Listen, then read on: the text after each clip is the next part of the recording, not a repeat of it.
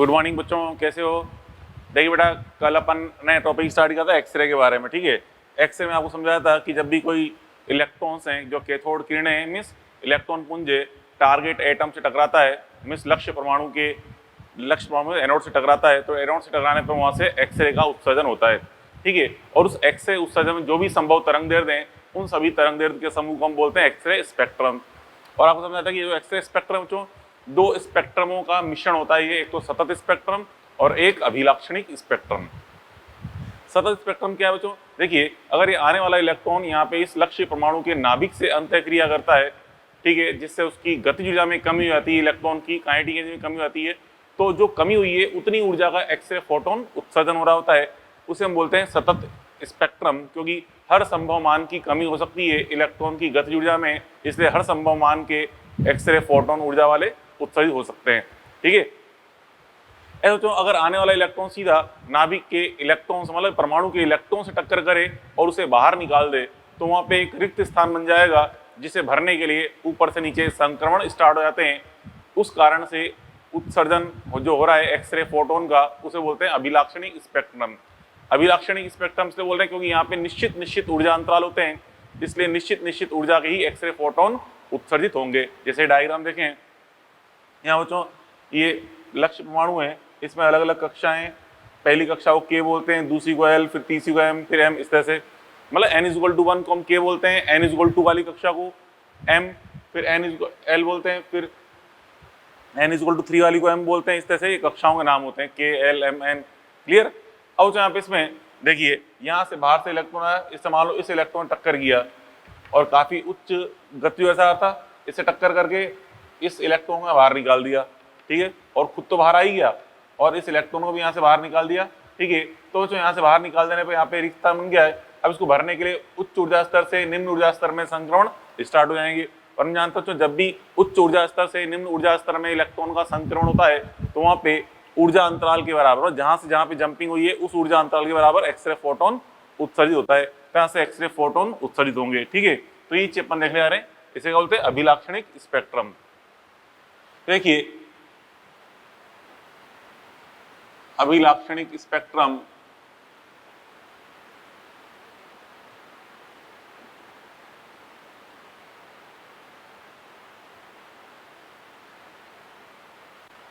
अभिलाक्षणिक spectrum क्या बच्चों? देखो, यदि आपतित इलेक्ट्रॉन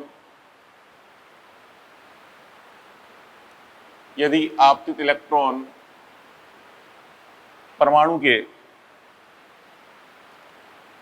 लक्ष्य परमाणु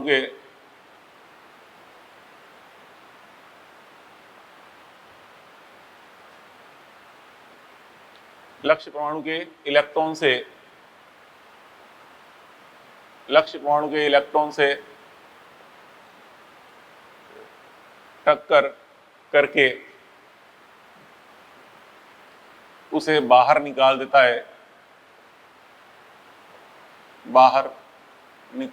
है, तो वहां रिक्त स्थान बन जाता है,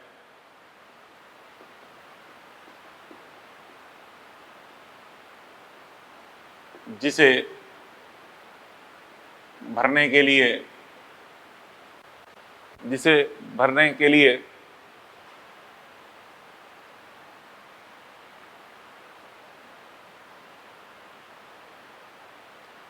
उच्च ऊर्जा स्तर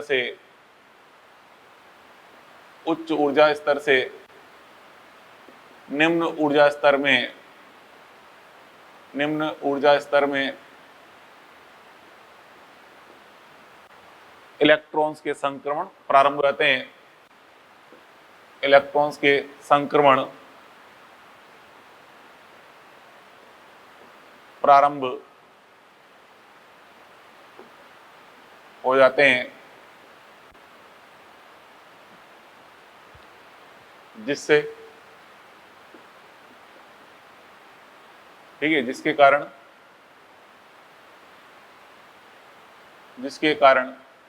उत्सर्जित लैम्डा के समूह को क्या कहते हैं बच्चों? अभिलाक्षणिक स्पेक्ट्रम कहते हैं, अभिलाक्षणिक स्पेक्ट्रम कहते हैं।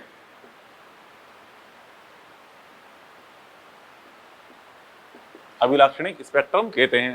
क्या होता है कि इस ऊर्जा अंतराल के बराबर, मतलब इस एक्स रे फोटोन की ऊर्जा क्या होगी? ऊर्जा अंतराल के अंतर के बराबर। ठीक है, तो यहां से हम देखें, यहां ईपीएच का मान क्या है बच्चों को? फोटोन ऊर्जा, यहां एक्स फोटोन ऊर्जा, एक्स फोटोन ऊर्जा। ठीक है, कहां से संक्रमण बच्चों? उच्च ऊर्जा स्तर से निम्न ऊर्जा स्तर में संक्रमण हुआ है। तो यहां से हम कहते हैं कि उच्च ऊर्जा स्तर मान लो E2 है। ठीक है, देखो समझा कह रहा हूं मैं, क्या बोला हूं? उच्च ऊर्जा स्तर से निम्न ऊर्जा स्तर में संक्रमण हो रहा है। तो यहाँ पे देखिए, मान लो उच्च ऊर्जा स्तर, उच्च ऊर्जा स्तर, इसको हमने बोल दिया E2 से निम्न ऊर्जा स्तर E1, उच्च ऊर्जा स्तर E2 से निम्न ऊर्जा स्तर,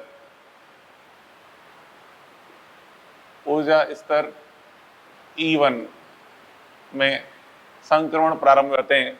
उच्च ऊर्जा स्तर E2 से निम्न ऊर्जा स्तर E1 में संक्रमण प्रारंभ होते हैं।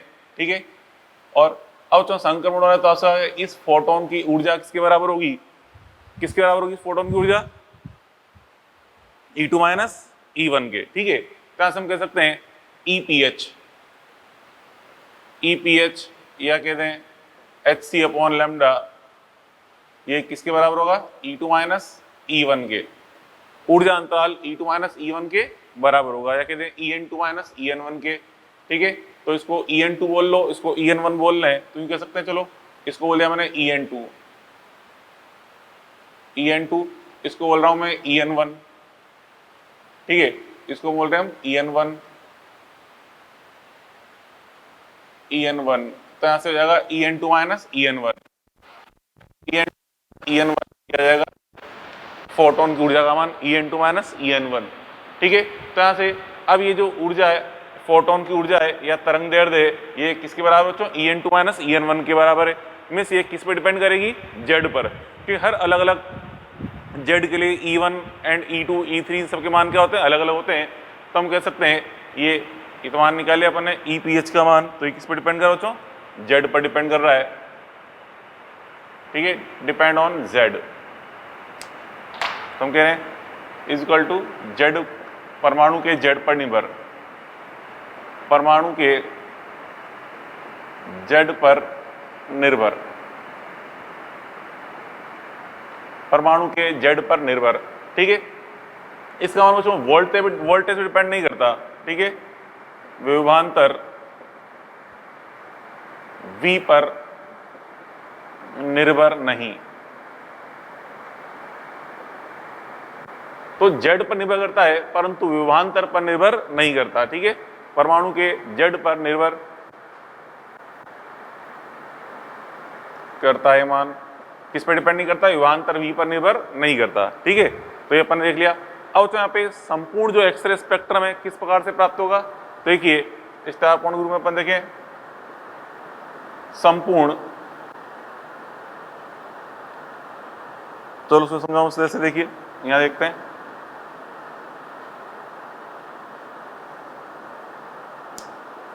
क्लियर? ये चीज अपन देखिए। अब यहां पे देखिए संपूर्ण एक्सरे स्पेक्ट्रम, संपूर्ण एक्सरे स्पेक्ट्रम, संपूर्ण मतलब बच्चों सतत प्लस अभिलाक्षणिक,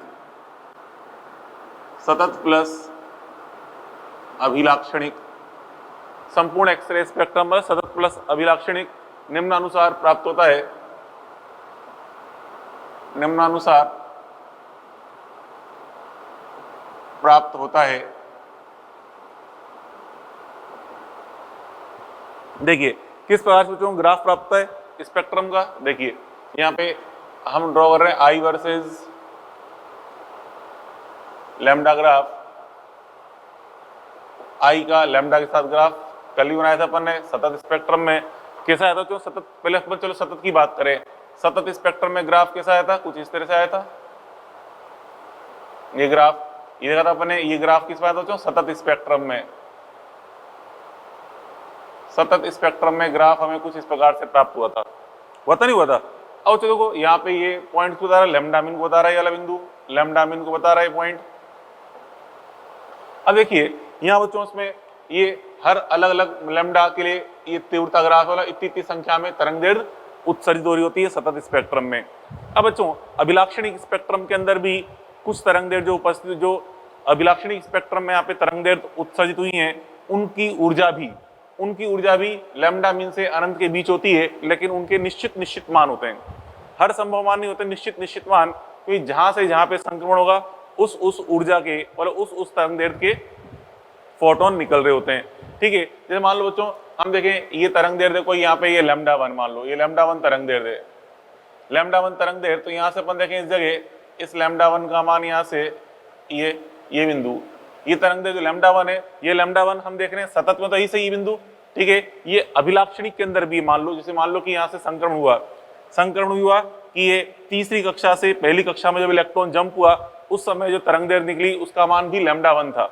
ठीक है, ऐसे अभी हम देख रहे हैं यहाँ मान लो तीव्रता का मान इस जगह 10 है, मतलब सतत स्पेक्ट्रम में इनकी संख्या कितनी मिल रही है, 10 मिल रही है।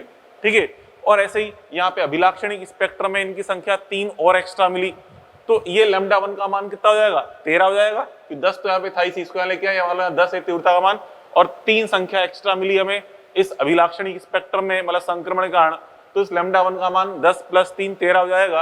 अर्थात ये बिंदु यहाँ से उठ के कुछ यहाँ प्राप्त होता है इस जगह इस तरह से, मतलब हमें ग्राफ कुछ इस प्रकार से प्राप्त होता है इस तरह से। मतलब इस लैम्डा 1 का मान आप देख रहे हैं, इस लैम्डा 1 का मान थोड़ा ज्यादा आ रहा है, क्यों, क्योंकि ये लैम्डा 1 जो तरंग दैर्ध्य है सतत में तो है ही सही, अभिलाक्षणिक स्पेक्ट्रम के अंदर भी उपस्थित है, इसलिए यहाँ पे इसका मान थोड़ा ज्यादा प्राप्त हुआ है। ऐसे बच्चों एक और तरंग दैर्ध्य मान लो कि लैम्डा 2 है, ये लैम्डा 2 तरंग दैर्ध्य, ये भी सतत में तो ही सही, और मान लो अभिलाक्षणिक के अंदर भी है।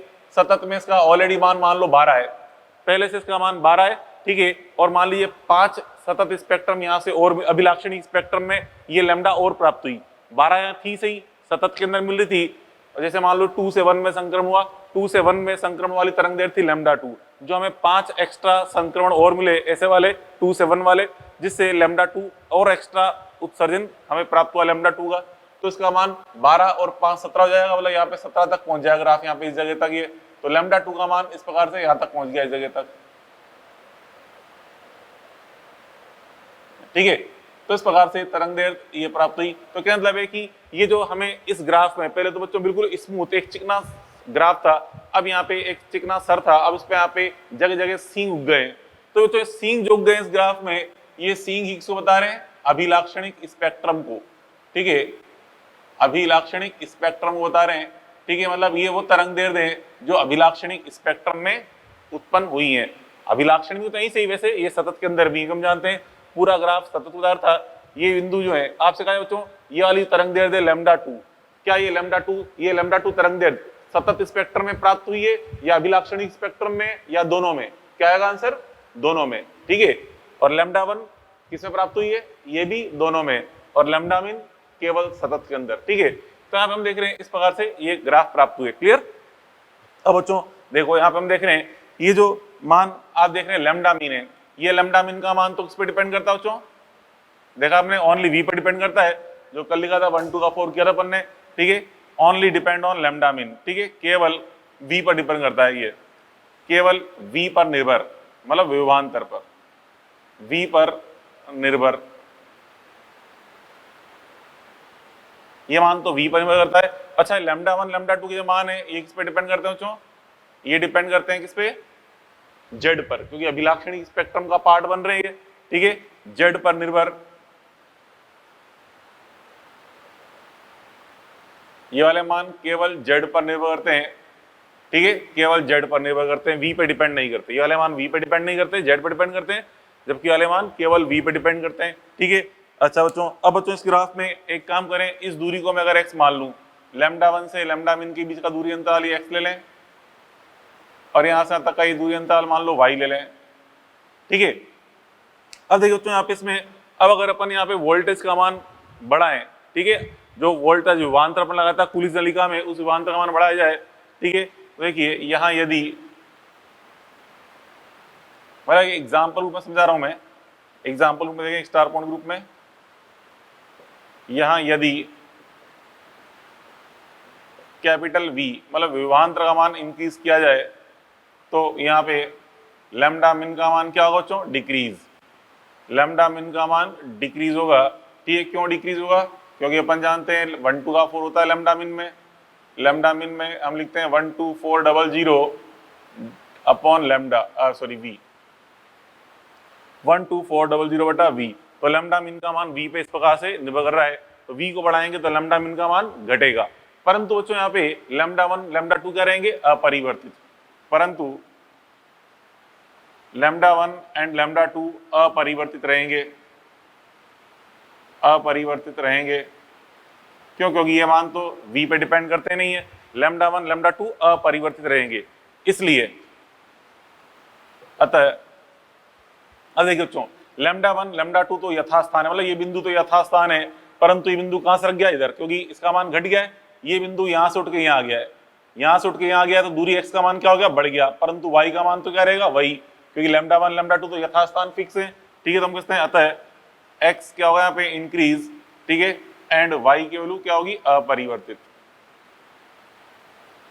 x की वैल्यू तो इंक्रीज जाएगी और y क्या रहेगा, अपरिवर्तित। तो ये अपन ने क्वेश्चन सोल्व किया, एग्जाम्पल सोल्व किया है, ठीक है। तो ये चीज अपन ध्यान रखें। अब तो उसके बाद फिर ये अपन देख लिया x का मान इंक्रीज हो रहा है और y का मान अपरिवर्तित रह रहा है, बात पल्ले पड़ी। अब देखो यहाँ पे अभिलाक्षणिक स्पेक्ट्रम में कौन कौन सी तरंग दैर्ध्य पॉसिबल हैं, इनके क्या क्या संभव मान हो सकते हैं वो अपन देखें। देखिए अभिलाक्षणिक स्पेक्ट्रम में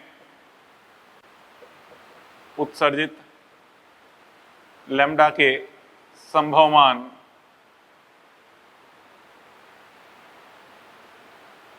अभिलाक्षणिक स्पेक्ट्रम में उत्सर्जित लैम्डा के संभव मान क्या क्या है, देखें इसको डायग्राम समझते हैं। यहाँ तो जगह कम है, यहाँ बनाते हैं डायग्राम, देखिए इस तरह से देखो। तो इस तरह से ये अलग अलग ऊर्जा स्तर अपन दिखा दें, ये अलग अलग ऊर्जा स्तर दिखा रहा हूं मैं।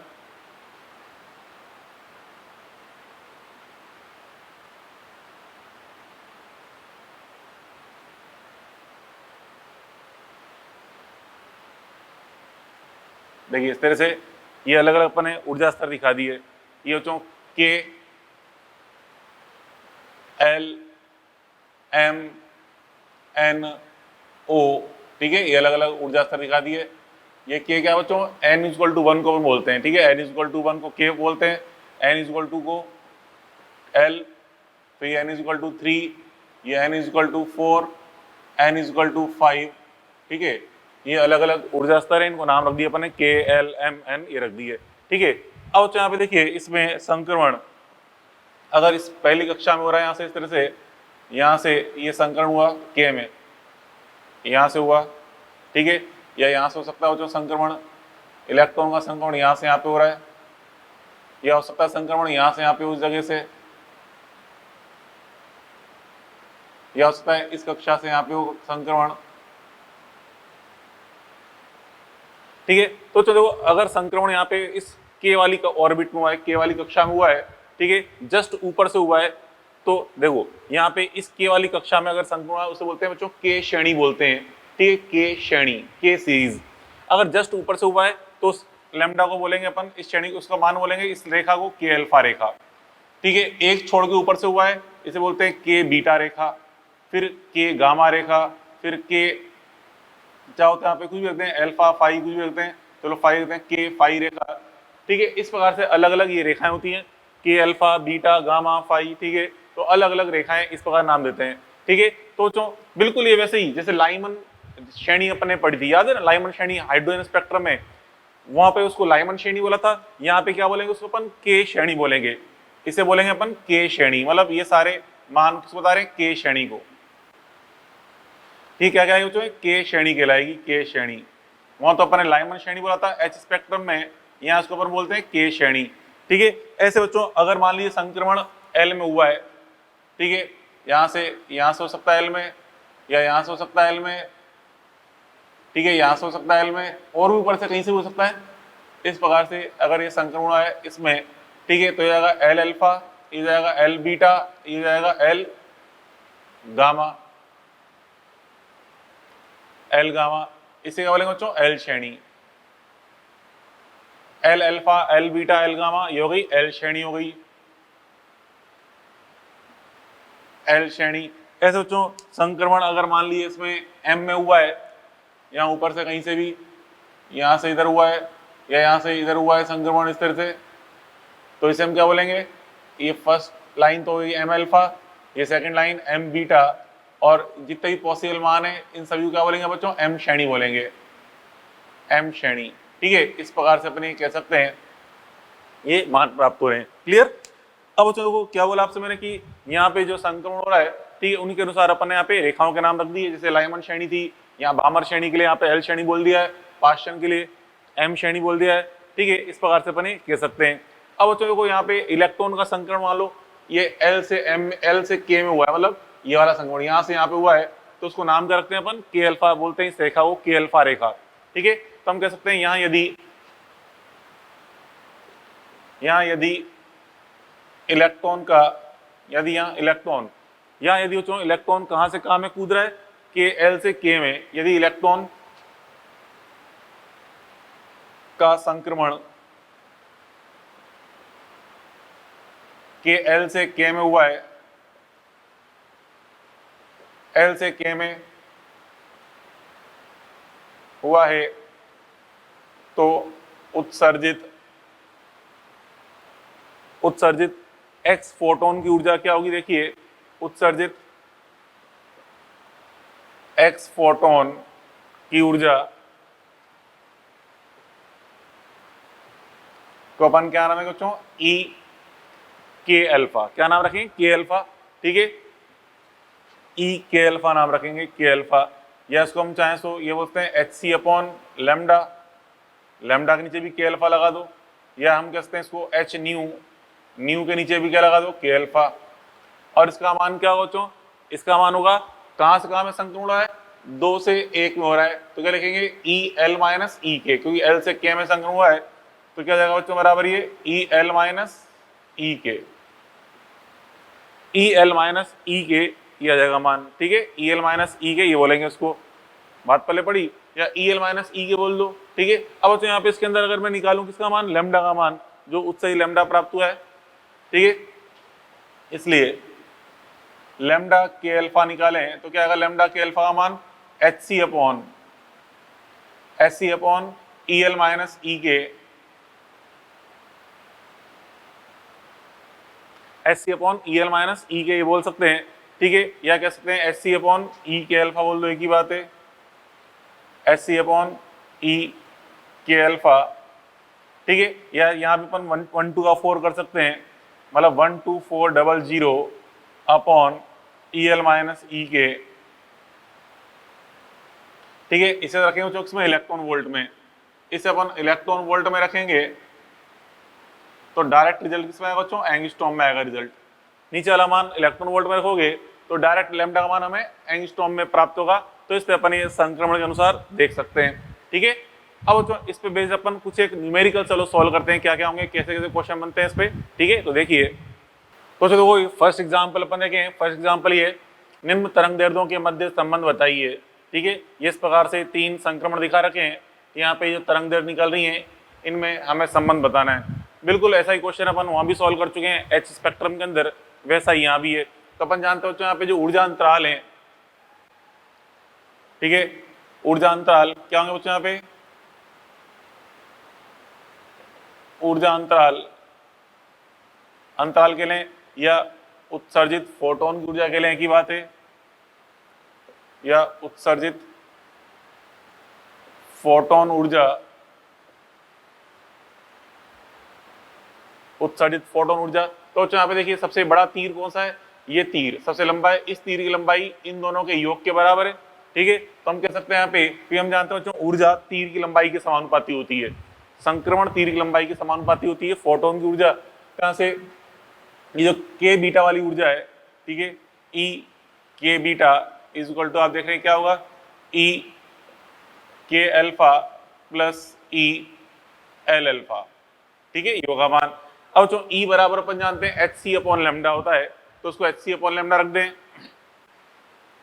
एच सी अपॉन लेमडा के बीटा बराबर एच सी अपॉन लेमडा के alpha plus H C upon lambda L alpha, ठीक है। तो यहाँ से एच सी से एच सी सब जगह कैंसिल आउट हो जाएगा, तो आ गया 1 अपॉन लेमडा के बीटा बराबर 1 अपॉन लेमडा के alpha plus 1 upon lambda L alpha, ये आ गया इसका आंसर,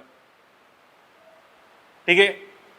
या तो यहाँ पे अगर अपन इसमें एलसीएम लेके उसको उल्टा कर दें तो लेमडा के बीटा क्या जाएगा, लेमडा के बीटा बराबर इसका एलसीएम एक उल्टा कर दें तो जाएगा ये लेमडा के alpha into lambda L alpha बटे में लेमडा के alpha plus lambda L alpha, ठीक है, ये भी सही है, रिलेशन होगा इन तीनों में, ठीक है।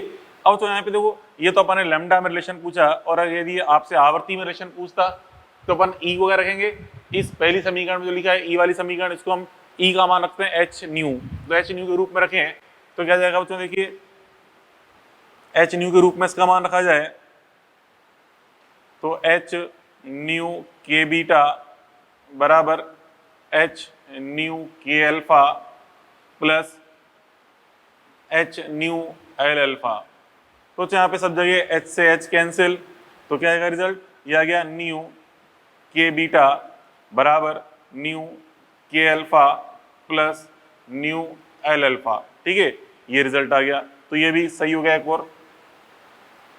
तो ये संबंध किसका हो गया, आवर्ती का, ठीक है, आवर्ती का संबंध पूछे तो आ जाएगा रिजल्ट। चलो अब देखिए नेक्स्ट एग्जांपल, ये कह रहा है कि के अल्फा व के बीटा वाली लैम्डा को पहचानो, मतलब यहाँ पे दो अभिलाक्षणिक स्पेक्ट्रम दिखा रखे हैं 1 और 2 नंबर से, ठीक है, एक ये सिंग और एक सिंग, दोनों में से कौन सा सिंग किसका ये बताना है आपको, कौन सा सिंग के अल्फा ने निकाला है और कौन सा सिंग के बीटा ने, ठीक है। तो लैम्डा 1 लैम्डा 2 पहचानना है कौन सी तरंग दैर्घ्य के अल्फा की कौन सी के बीटा की है।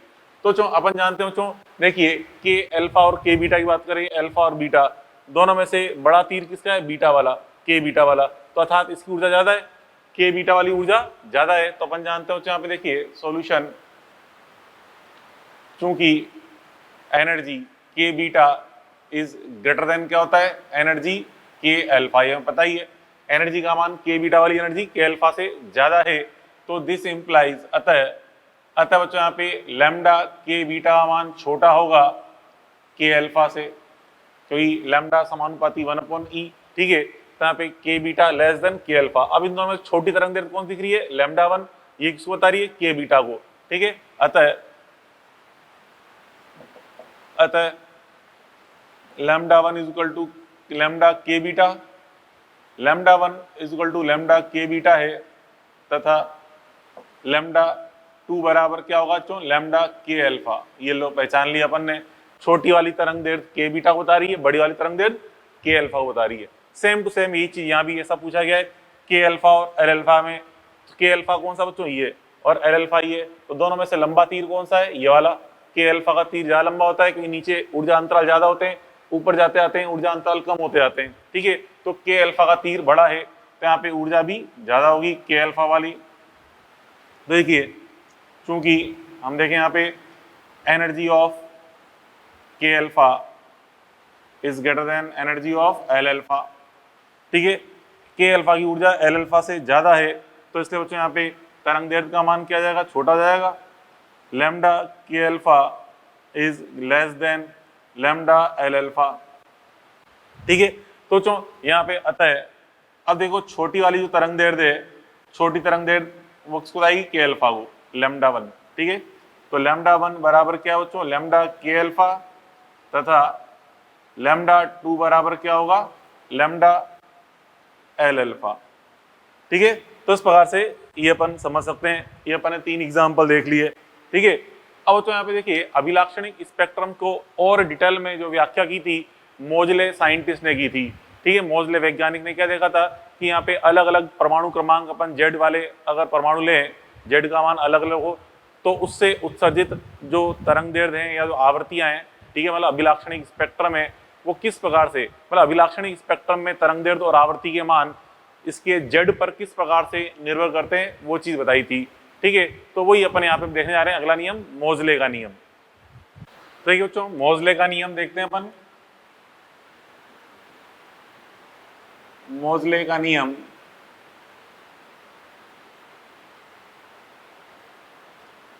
बच्चों, मोजले साइंटिस्ट ने क्या किया बच्चों, अभिलाक्षणिक स्पेक्ट्रम के बारे में डिटेल में अध्ययन किया। ठीक है, मिस किस किस अलग अलग प्रकार के जो जेड परमाणु थे, अलग अलग परमाणु जिनके जेड अलग अलग होता है, उनसे उत्सर्जित जो अभिलाक्षणिक स्पेक्ट्रम है, उनकी तरंग दैर्ध्य क्या है, आवृत्तियां क्या है, किस प्रकार से जेड पर निर्भर कर रही हैं, उन सभी के बारे में डिटेल स्टडी करी और हमें एक नियम दिया। क्या नियम था, वही अपन देखने आ रहे हैं, मोजले का नियम। तो बच्चों देखो, मोजले ने बताया कि जब भी कोई इलेक्ट्रॉन बाहर से, बच्चों को इलेक्ट्रॉन आ रहा है, वो टक्कर करके कक्षा के इलेक्ट्रॉन को बाहर निकालता है। मतलब मान लो के कक्षा के इलेक्ट्रॉन बाहर निकाल दिया, तो के कक्षा का इलेक्ट्रॉन जब बाहर निकल जाता है, तो वो जो परिणामी परमाणु है, जो शेष परमाणु है, वो एक Z-1 परमाणु क्रमांक वाले नाभिक की तरह, परमाणु की तरह बिहेव करने लगता है। हो नहीं जाता Z-1, क्योंकि एक्चुअल में Z तो डिपेंड करता है प्रोटॉन्स की संख्या पे। यहाँ तो इलेक्ट्रॉन कम हो रहा है, तो Z का मान एक कम नहीं हो गया, Z का मान तो Z ही रहेगा, परंतु उसका जो बिहेवियर है, उसका व्यवहार है, Z-1 वाले परमाणु की तरह बिहेव करने लगता है।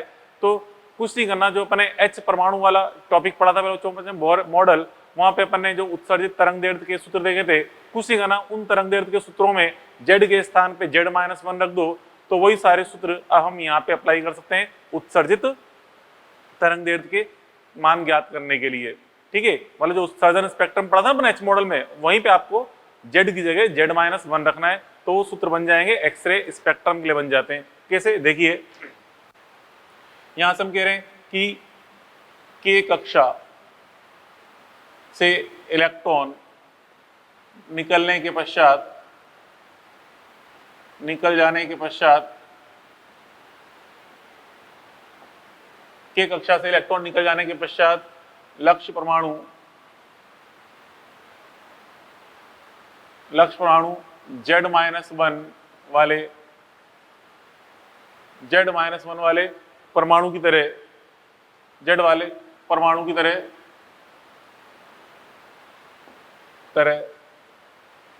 व्यवहार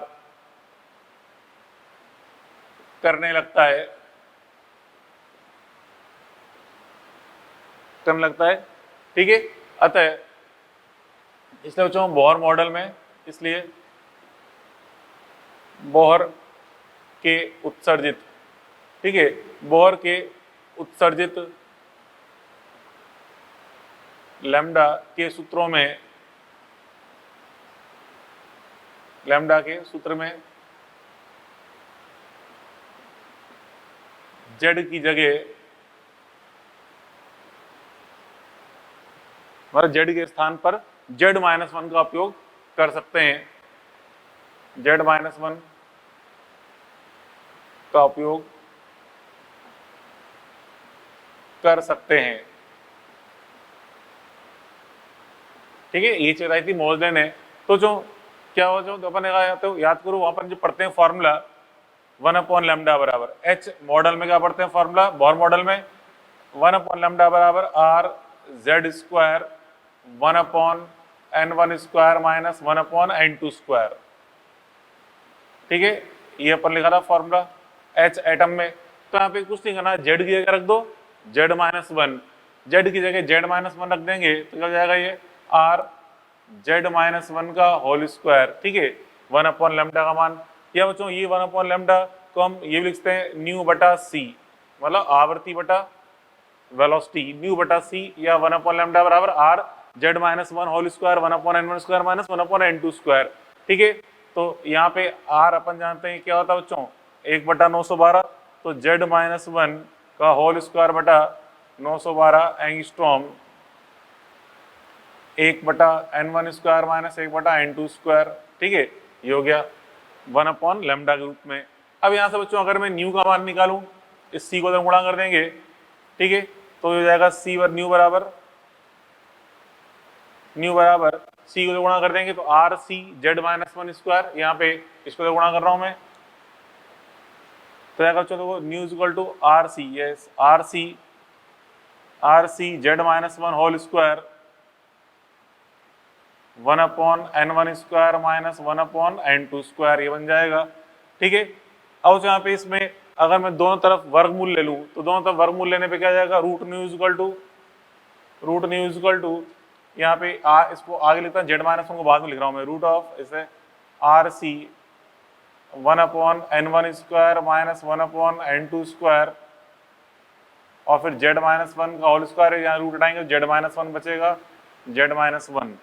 ठीक है, अब तो यहाँ पे देखिए न्यू की हम जेड के साथ निर्भरता देख रहे हैं, तो ये चीज कांस्टेंट है, इसको ए लिख दें, तो उसको लिख रहा हूं मैं root nu is equal to A, bracket में जेड माइनस इस वन कांस्टेंट को बी लिख रहा हूं इस तरह से, root nu is equal to A into Z minus B. ठीक है, यहाँ बच्चों इसमें ए ये जो रिजल्ट आया, ये मॉसले नियम का रिजल्ट दिया गया, root nu is equal to A into Z minus B. अब यहाँ बच्चों ए जो है ये समानुपातिक नियतांक है, इसका मान कितना है, ये देखिए यहाँ ए इज इक्वल टू, यहाँ ए बराबर दिख रहा है अपन को कितना, root of R C 1 upon n1 square minus 1 upon n2 square. ठीक है, इसे बोलते हैं जो समानुपातिक नियतांक, समानुपातिक नियतांक है, तो समानुपातिक नियतांक, समानुपातिक नियतांक के बच्चों इस ए का जो मान है ये डिपेंड करता है संक्रमण की ऊंचाई पर। ठीक है, ए का मान किस पे डिपेंड करता है बच्चों, संक्रमण की ऊंचाई पे डिपेंड करता है, मतलब कितनी ज्यादा ऊंचाई से संक्रमण हुआ है, तो जितनी ज्यादा ऊंचाई से, मतलब अपन दिख रहा है n1 n2 पे डिपेंड कर रहा है, तो जितनी ज्यादा ऊंचाई से संक्रमण हुआ है, मतलब जितना लंबा तीर है ए का मान उतना ज्यादा होगा। ठीक है, तो हम कहते हैं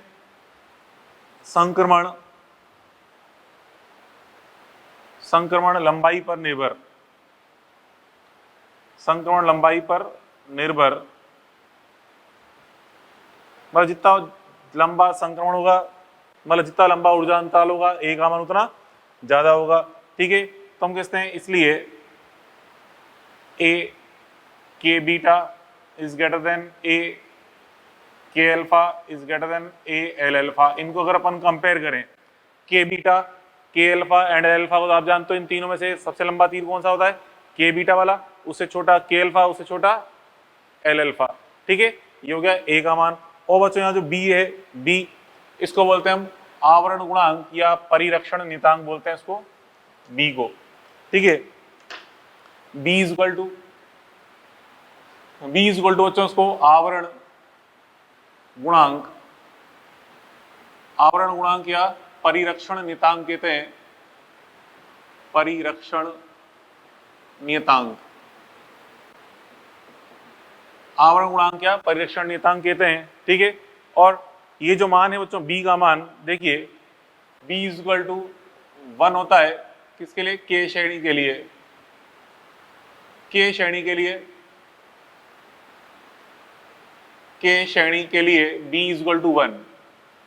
मतलब अगर बच्चों इलेक्ट्रॉन का संक्रमण बी में के श्रेणी में हो रहा है, मतलब के वाली रेखा पे हो रहा है, के श्रेणी के लिए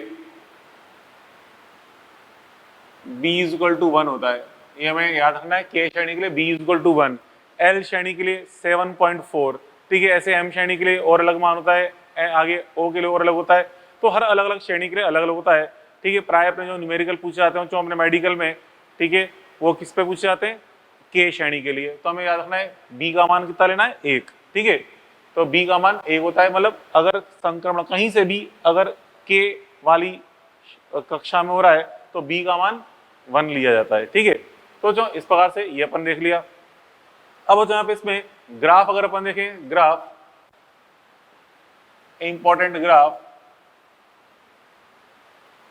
देखिए इंपॉर्टेंट ग्राफ देखें, अपन ने यहाँ पे लिखा था रूट न्यू बराबर ए इंटू जेड माइनस बी। तो जो पहले अपन ग्राफ देख रहे हैं यहाँ पे रूट न्यू का जेड के साथ ग्राफ देख रहे हैं, root nu versus Z graph, root nu का जेड के साथ ग्राफ देख रहे हैं। तो जो root nu is equal to आप लिखा है, तो root nu is equal to क्या है, यहाँ पे ए को अंदर गुणा कर दें तो A Z minus A into B, A Z minus A into B, क्या हम देख रहे हैं ये y is equal to M X plus C रूप बन रहा है। ठीक है, तो ग्राफ कैसा आएगा, स्ट्रेट लाइन, जहां पे m तो क्या है, पॉजिटिव है, यहाँ जो स्लोप है, स्लोप मतलब m या कहते हैं tan थीटा m बराबर tan थीटा, ये क्या बच्चों a। स्लोप का मान a के बराबर है, अर्थात किस पे डिपेंड कर रहा है बच्चों, थीटा का मान, तो हम कहते हैं इसलिए theta is proportional to the संक्रमण ऊंचाई, संक्रमण लंबाई। तो जो जितना लंबा संक्रमण होगा थीटा का मान उतना ज्यादा होगा, मतलब ज्यादा ऊंचे संक्रमण के लिए थीटा उतना ज्यादा होता है। तो यहाँ जो ग्राफ बनेगा इसमें रूट न्यू का जेड के साथ ग्राफ कैसा बनेगा, देखिए ग्राफ बच्चों इस प्रकार से अपन देखते हैं, ये root nu versus Z graph, ये इस तरह ग्राफ आएगा, ये इस तरह से बच्चों, ठीक है, कि स्लोप है तो पॉजिटिव, ठीक है, इस प्रकार से ये एंगल थीटा, ये रूट न्यू का जेड के साथ ग्राफ ये बन रहा होता है। क्लियर, ये अपन देख लिया। उसके बाद बच्चों फिर देखिए nu versus Z graph, nu versus Z graph. तो जो न्यू वर्सेस जेड ग्राफ में देखा था, nu is equal to R C Z minus one whole square है। तो यहाँ से हम देख रहे हैं न्यू समानुपाती क्या हो रहा है, Z minus one whole square. तो ग्राफ कैसा आएगा, परवलय ग्राफ, ठीक है, इसे बच्चों परवलय ग्राफ आएगा, परवलय ग्राफ। तो परवलय ग्राफ में हमें कुछ इस प्रकार से ग्राफ मिलेगा, न्यू वर्सेस जेड ग्राफ अगर अपन बनाए, न्यू वर्सेस जेड ग्राफ, ठीक है, क्योंकि यहाँ पे जेड माइनस स्क्वायर पे ये बन जाएगा ग्राफ इस प्रकार से, ठीक है, ये ग्राफ बनता है new versus Z graph. Clear, तो अपन ग्राफ देख लिए। अब बच्चों इस पे बेस्ड अपन ये 2-3 क्वेश्चन अपन देखें, ये 3-4 क्वेश्चन देख रहे हैं, इनको करते हैं सॉल्व। देखिए एग्जाम्पल, यहाँ बच्चों ये सॉल्यूशन अपन देखें, सॉल्यूशन नंबर 1, सॉल्यूशन नंबर 1 यहाँ पे देखिए, सॉल्यूशन नंबर 1 पहले तो सॉल्यूशन नंबर 1। अब देखिए तो यहाँ पे के बीटा और के अल्फा ग्राफ को पहचानना है, कौन सा के अल्फा है कौन सा के बीटा है, ये पहचानना है। तो यहाँ पे देखिए इसके अंदर यहाँ पे इन दोनों में कौन सा एंगल बड़ा है, थीटा 1 वाला एंगल बड़ा है, तो संक्रमण की ऊंचाई भी 1 वाली अधिक होगी। हमने कहा था थीटा समानुपाती का होता है संक्रमण लंबाई, तो जो थीटा 1, ठीक है, इज ग्रेटर देन थीटा 2 है, थीटा 1 ग्रेटर देन थीटा 2 है, तो दिस इंप्लाइज फर्स्ट की संक्रमण लंबाई, संक्रमण लंबाई इज ग्रेटर देन सेकंड की संक्रमण लंबाई। फर्स्ट की संक्रमण लंबाई सेकंड से ज्यादा है, तो हम जानते हैं संक्रमण लंबाई के अल्फा और के बीटा में किसकी ज्यादा होती है, किसकी ज्यादा होती है, के बीटा की। इसलिए बच्चों यहाँ पे, इसलिए यहाँ पे फर्स्ट वाला ग्राफ है, फर्स्ट बता रहा है किसको, के बीटा को, एंड सेकंड ग्राफ किसको बता रहा है, के अल्फा को। बस खत्म कहानी, ठीक है। जिसकी संक्रमण लंबाई बड़ी है वो फर्स्ट वाला ग्राफ है, जिसकी संक्रमण लंबाई छोटी है वो सेकंड ग्राफ हो जाएगा। तो फर्स्ट वाला ग्राफ के बीटा को, सेकंड ग्राफ के अल्फा को शो कर रहा है। बात पहले पड़ी। अब देखो बच्चों क्वेश्चन नंबर सेकंड अपन देखें, क्वेश्चन नंबर सेकंड देखिए, क्वेश्चन नंबर सेकंड में कह रहा है मौलिपिंडम Z इज इक्वल टू 42 से उत्सर्जित लैम्डा के अल्फा में ज्ञात करनी है, ठीक है। तो जो यहाँ पे के अल्फा ज्ञात करनी है क्वेश्चन नंबर 2 में, तो वो क्या बोल रहा है, लैम्डा के अल्फा। लैम्डा के अल्फा मतलब संक्रमण कहां से कहां हो रहा है बच्चों, 2 से 1 में, संक्रमण 2 से 1 में हो रहा है, ठीक है। 2 से 1 में संक्रमण है, ये लगा दें फॉर्मूला, 1 अपॉन लैम्डा बराबर जेड माइनस 1 होल स्क्वायर, लगा रहा हूँ फॉर्मूला इसका सूत्र। तो 1 अपॉन लैम्डा के अल्फा बराबर जेड माइनस 1 स्क्वायर, जेड कितना यहाँ पे 42 माइनस 1 होल स्क्वायर बटे में 912 एंगस्ट्रॉम, ब्रैकेट में 1 upon 1 square minus 1 upon 2 square, ठीक है। 1 upon 1 square minus 1 upon 2 square कर देंगे, बस इतना सही है। उसके बाद तो कुछ नहीं, यहाँ से कैलकुलेट करके निकाल लो, 0.72 एंगस्ट्रॉम जाएगा, ठीक है। तो लैम्डा के अल्फा बराबर 0.72 एंगस्ट्रॉम, सॉल्व करेंगे इसको, दिया जाएगा 0.72 एंगस्ट्रॉम, ठीक है। उसका फिर आगे question number third, question number third पढ़िए क्या कह रहा बच्चों। क्वेश्चन थर्ड आपसे कह रहा है copper 29 Z equal 29 and molybdenum Z equal to 42 से उत्सर्जित लैम्डा के अल्फा का अनुपात ज्ञात करना है। तो जो लैम्डा के अल्फा फिक्स हो गया, मतलब N1 N2 फिक्स हो गए, ठीक है। N1 N2 फिक्स हो गए, तो इस फॉर्मूले में N1 N2 फिक्स है, तो 1 अपॉन लैम्डा समानुपाती का जाएगा Z माइनस 1 स्क्वायर, क्योंकि N1 N2 का मान फिक्स कर दिया है, संक्रमण 2 से 1 में होना है, तो 1 अपॉन लैम्डा समानुपाती का आ गया 1 अपॉन लैम्डा समानुपाती Z माइनस 1 होल स्क्वायर, ठीक है। तो 1 अपॉन यहाँ पे लैम्डा के अल्फा कॉपर बटा लैम्डा के अल्फा मॉलिब्डेनम, लैम्डा के अल्फा मॉलिब्डेनम ये निकालें तो Z-1 के अकॉर्डिंग देखेंगे तो यहाँ पे देखिए पहले कॉपर की बात करें, कॉपर के 29 है, कॉपर के 29 है तो यहाँ पे कॉपर के लिए तो Z नीचे आ जाएगा 29 -1 होल स्क्वायर और यहाँ 42 -1 होल स्क्वायर, ठीक है 42 -1 होल स्क्वायर और नीचे 21 9 -1 होल स्क्वायर, ठीक है। तो उसको सॉल्व करने पे ये वैल्यू लगभग 2.1 समथिंग आ जाती है, 2.1 के समथिंग आ जाएगी वैल्यू ये, ठीक है। तो इस प्रकार से अपन ये ज्ञात कर सकते हैं 2.1 या 2.14 समथिंग आई थी वैल्यू 2.14, क्लियर, ये निकाल लिया। उसके बाद फिर क्वेश्चन नंबर 4 देखिए, सॉल्यूशन नंबर 4 क्या कह रहा है आपसे, चौथे क्वेश्चन में मॉलिब्डेनम लक्ष्य से उत्सर्जित लैम्डा के अल्फा इतना है तो लैम्डा के बीटा क्या होगा। तो चलो पिछले क्वेश्चन में हमने इस उत्सर्जन संक्रमण को फिक्स कर दिया था, जेड के मान अलग अलग थे, यहाँ पे जेड का मान फिक्स है, संक्रमण का मान अलग अलग है। ये संक्रमण तो 2 से 1 में है, ये संक्रमण 3 से 1 में है, ठीक है। तो यहाँ से अपन देखते हैं इसके अंदर यहाँ पे 1/λ समानुपाती 1/n1 square minus 1/n2 square का उपयोग किया जाएगा, ठीक है। तो यहाँ से लैम्डा के बीटा अपॉन लैम्डा के अल्फा का मान निकालना है, लैम्डा के बीटा बटा लैम्डा के अल्फा। तो पहले बच्चों नीचे 1/लैम्डा के अल्फा है, इसके लिख देंगे मान, तो 1/1 स्क्वायर माइनस 1/2 स्क्वायर, ठीक है, बटे में 1/1 स्क्वायर माइनस 1/3 स्क्वायर, ठीक है। तो ये रख दिया, तो इसका मान बच्चों यहाँ बन जाता है 27/32, ये वाला मान आता है, इसको सॉल्व कर लेंगे 27/32 आएगा, इसको डिवाइड कर लेंगे तो के अल्फा का मान देगा 0.64, तो इसलिए बच्चों के बीटा निकालें, लैम्डा के बीटा बराबर 27/32 तो यही सही, और इसको मान रख देंगे 0.64 एंगस्ट्रॉम, तो ये 2 बार कट गया, यहाँ पे इसको मल्टीप्लाई करेंगे 0.54 एंगस्ट्रॉम आएगा, 0.54 एंगस्ट्रॉम, ठीक है, 0.54 एंगस्ट्रॉम आ जाएगा रिजल्ट। बात पल्ले पड़ी। चलो अब देखो फिर एग्जांपल नंबर 5, सॉल्यूशन नंबर 5 आपसे कह रहा है, देखिए कॉपर कोबाल्ट मॉलिब्डेनम के लिए आयरन ऊर्जा 10 7 20.2 ये है, ठीक है। तो अब यदि आपकी electronic kinetic energy 15 kilo electron volt है तो किस लक्ष्य से के श्रेणी के एक्स-रे उत्सर्जित हो पाएंगे। तो चलो यहाँ पे आने वाले इलेक्ट्रॉन के पास गतिज कितनी है 15 किलो इलेक्ट्रॉन वोल्ट और इनकी आयनन ऊर्जा ये है। तो आप बताइए ये इलेक्ट्रॉन किसको आयनित कर सकता है, इसको और इसको तो कर नहीं पाएगा क्योंकि इसकी ज़्यादा ऊर्जा है, इलेक्ट्रॉन के पास कम है। तो ये आने वाला इलेक्ट्रॉन इन दोनों को आराम से आयनित कर सकता है, अर्थात यहाँ से हमें एक्सरे स्पेक्ट्रम इजीली मिल सकते हैं। तो हम कह सकते हैं कि जो 15 किलो इलेक्ट्रॉन वोल्ट है द्वारा